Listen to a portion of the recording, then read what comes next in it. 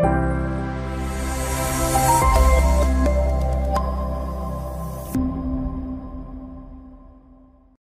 alamat ng papaya. Noong unang panahon, sa isang maliit na baryo sa gilid ng kagubatan, may isang batang dalaga na nagngangalang Maria. Si Maria ay kilala sa kanilang lugar bilang isang masipag at mapagmahal na anak.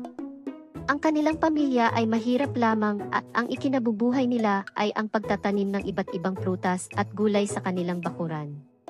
Si Maria ay laging tumutulong sa kanyang mga magulang sa pagtatanim at pag-aalaga ng mga pananim.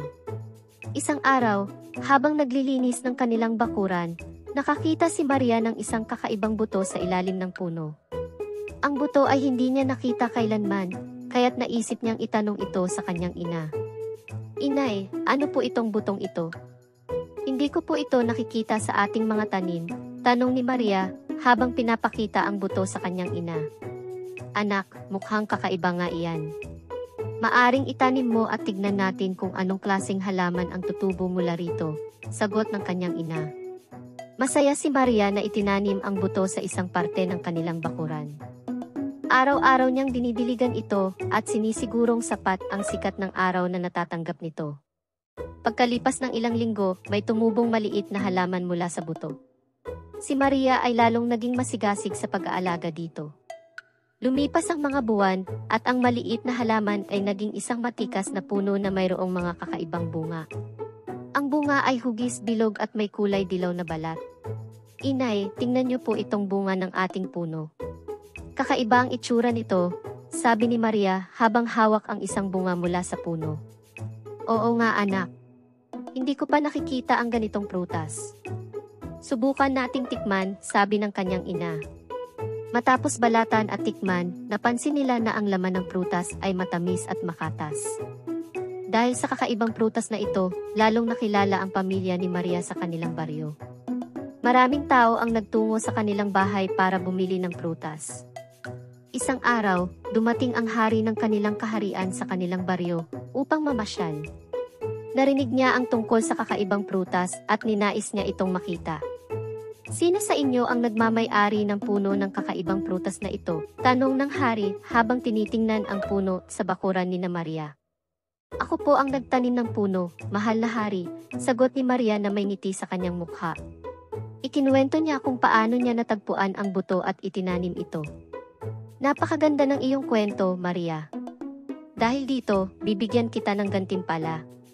"Ano ang nais mong hingin?" tanong ng hari.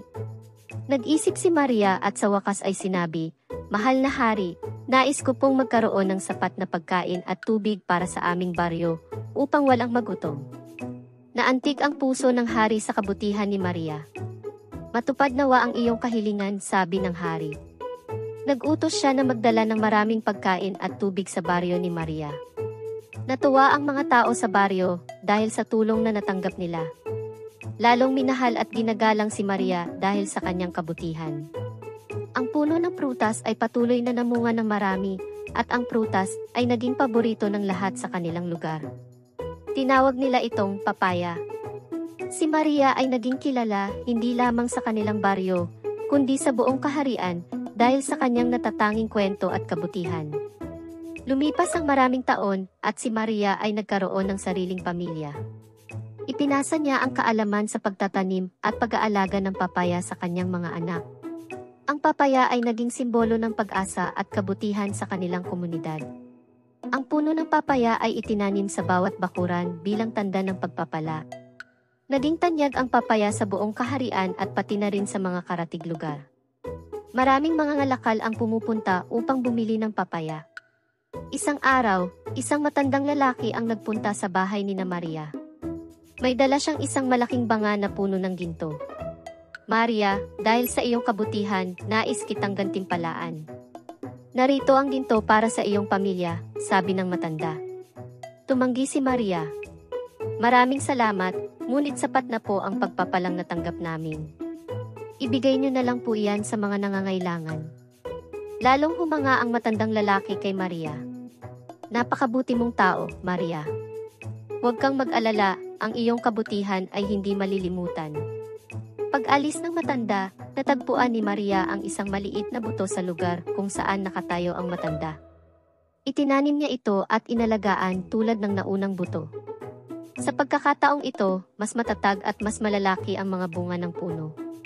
Ang mga bunga ay nagkaroon ng iba't ibang kulay, dilaw, berde, at pula. Ang mga bagong papaya ay nagkaroon ng mas matamis at mas makatas na laman. Ang mga tao ay lalong humanga sa prutas at dumami ang nagtatanim nito sa kanilang lugar. Ang bawat bunga ng bagong puno ay may kakaibang katangian. Ang dilaw na papaya ay nakapagpapagaling ng sakit ng tiyan, ang berde ay pampalakas, at ang pula ay nagbibigay ng dagdag na enerhiya. Dahil dito, ang baryo ni Maria ay naging tanyag na lugar para sa pagpapagaling. Maraming tao mula sa iba't ibang lugar ang nagtungo upang makakuha ng papaya. Ang hari ay muling bumisita sa baryo at hinangaan ang pagbabago sa kanilang lugar. Maria, ang iyong kabutihan ay nagdala ng maraming biyaya sa iyong baryo, sabi ng hari. Sa kanyang pagbabalik, inutos ng hari na gawing pambansang prutas ang papaya. Ang papaya ay naging simbolo ng kabutihan at pagpapala sa buong kaharian. Si Maria ay nagpatuloy sa kanyang misyon na magturo ng pagtatanim at pag-aalaga ng papaya sa mga tao. Ang kanyang mga anak ay tumulong din sa pagpapalaganap ng kaalaman. Ang mga punong papaya ay naging sagisag ng pagkakaisa at pagmamahalan sa kanilang komunidad. Ang bawat tahanan ay nagkaroon ng sariling puno ng papaya. Si Maria ay pumanaw ng may ngiti sa kanyang mukha na nalalaman niyang ang kanyang iniwang pamana ay magpapatuloy. Ang alamat ng papaya ay naipasa sa bawat henerasyon.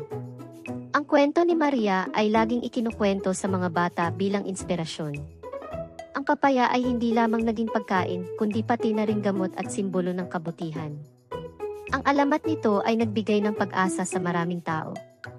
Sa bawat pag-usbong ng bagong puno ng papaya, naalala ng mga tao si Maria at ang kanyang kabutihan. Ang papaya ay naging bahagi ng kanilang kultura at tradisyon.